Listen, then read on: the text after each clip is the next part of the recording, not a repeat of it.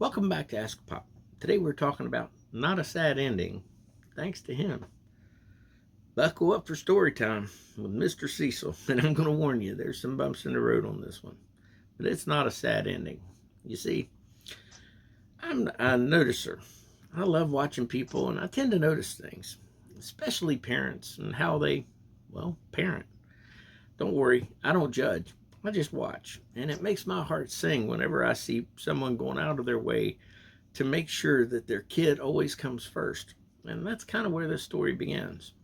I'd see this guy doing the absolute best that he could, and I could tell that he didn't have a lot in the way of worldly things, just by the way he acted and by the way he did things. But I could always tell that he put his daughter absolutely first.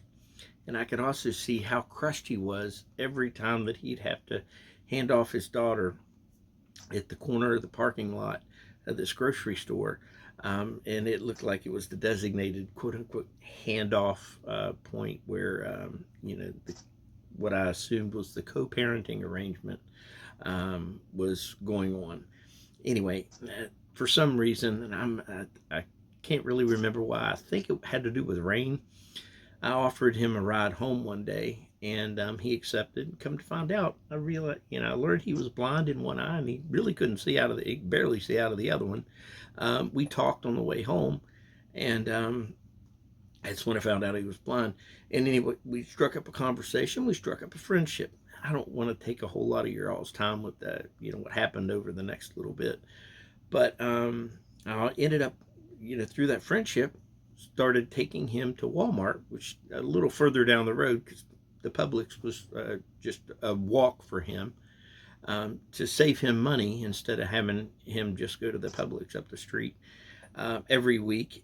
So that way, every other week was a trip with him and his daughter, and then on the weeks off, it was just him. And for the next several years, that's what we did, and it was a wonderful friendship that developed. And like I said, over the next several years. And very recently, I was blessed to help him on a final journey to help him join the Church of New Jerusalem. And this has left several of us who have known and loved him heartbroken.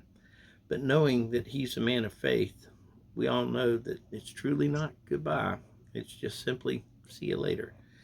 And allows us to know that he's not hurting or he's not in pain anymore. And that one day we're all going to see him whole once again, because truly death doesn't have a sting anymore. And I do want to ask everybody that's listening to this message, please keep his entire family in your prayers. He has a couple adult kids and that younger daughter that I mentioned earlier, because they are all hurting and missing their beloved father. Anywho, the Bible verse today is an entire chapter of Corinthians, 1 Corinthians chapter 15. And as far as questions go, it's death is a scary subject, but for believers, it isn't the end. It's only a transition. How do you feel about it? How were you taught about it, and how do you feel about it today? Anyway, God bless you, and have a good day. God bless you.